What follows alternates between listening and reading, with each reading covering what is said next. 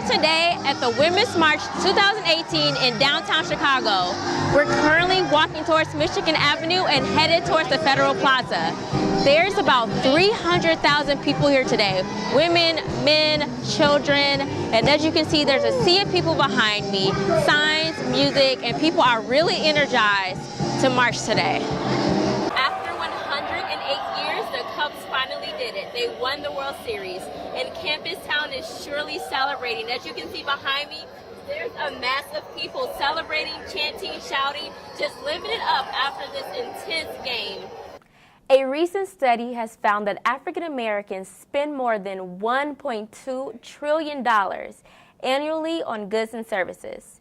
And small businesses are taking advantage of social media platforms like Facebook, Snapchat, Twitter, and Instagram to grow brand loyalty. Caleb Jones, a junior at North Carolina A&T State University, found a way to turn his passion for tech into a purpose by starting a business in his freshman year. So I created Uncrack to make iPhone repairs more affordable for students.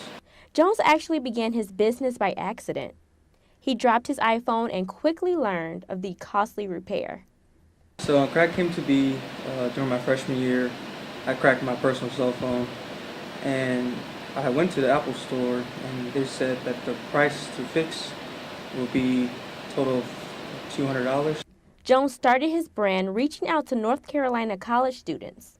But now, through the use of social media, his business is growing. I've been expanding my customer inquiries. Recently I had a young guy send me his phone from Arizona.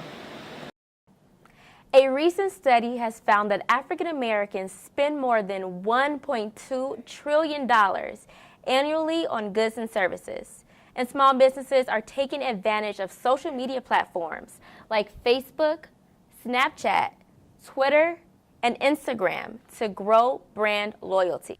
Jihad Evans is a partner in Gold Bills Apparel Company. He says social media has put their business on a national scale. Everywhere, DC, California, Atlanta, like we got stars hitting us up. Like this next order we're about to put in, we're gonna send packages to all the stars.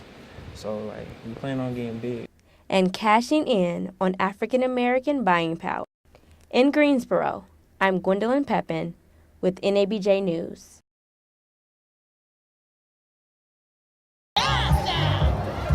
Blaring music, provocative signs, and feet on the ground. Chicago's second annual Women's March is underway. And that's not to mention the voices of organizers pouring through the speakers. Beautiful human beings. That is what we're celebrating. Whoop it up, Chicago. Beyond the people on stage, there's volunteers who spread the event's message on the ground. So the greater purpose of today's march, besides galvanizing all these people into one collective movement, is to get out to the polls. That right to vote is so sacrosanct, and we need to show everyone how important it is and every vote matters. I'm here today at the Women's March 2018 in downtown Chicago. We're currently walking towards Michigan Avenue and headed towards the Federal Plaza. There's about 300,000 people here today. Women, men, children, and as you can see, there's a sea of people behind me. Signs, music, and people are really energized to march today. One mother said bringing her children was the right thing to do. And, you know, there's strength in numbers, and if we can come out and stand up for ourselves, I think just the fact that we're out here, we're supporting a really strong cause for us. So that's why it's important for me to be here with my two girls. The march has a twofold mission: empowering voters for 2018 elections and advocating for women's and human rights. In Chicago, Gwen Pepin, Westside Media Project. Students shuffle in and out of the Illini Union. They're either anticipating it or had just darkened the bubbles on their ballot. With only being 18 for about 4 months, this is Ajay Dugar's first chance to fill in those bubbles. He describes voting in the general election as a duty. I mean, I took a 5-minute walk to the union. I came down here and I voted, and it sort of seems disingenuous to sit around and not really. I mean, it's a it's a privilege. Gordy Holton is a Champaign County clerk. He says because of the university, this county may have the largest number of first-time voters in the state. He explains how the county clerk office addresses this population. And they are a special opportunity for us and a special challenge. They're an opportunity for us because they're a great market for us to grow our voter turnout in constructive ways. They're a challenge for us because they often take a little bit of education about the voting process and how it works. As you can see, the line behind me is pretty busy at the Illini Union. A clerk inside told me about 15 to 20% of voters have been registering on site, which means Dugar isn't alone as a first-time voter. While he thinks the presidential election is important and has been publicized, Dugar says those local races are the vital ones. Our day-to-day scale, our local candidates are the ones who really impact our lives the most, and I feel like we could do a little bit more to get them known. For first-timer Dugar, casting a ballot is about two things: being civically engaged and well-informed. Tonight was his chance to be both. This is Gwendolyn Pepin, UI7 News.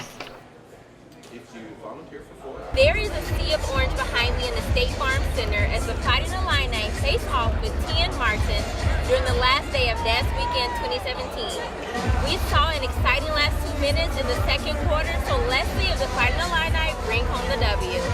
As you can see, not much is going on here in the Midwest, but Northern Illinois is expected to get rain this weekend. So if you're planning to go to Chicago, make sure you pack your umbrella. Now we're going to take a look at our local temps. We have 84 here in Champaign-Urbana, 85 in Decatur, and 83 in Bloomington-Normal. Now for our 5-day forecast. We're going to have a beautiful and sunny weekend for Das Weekend.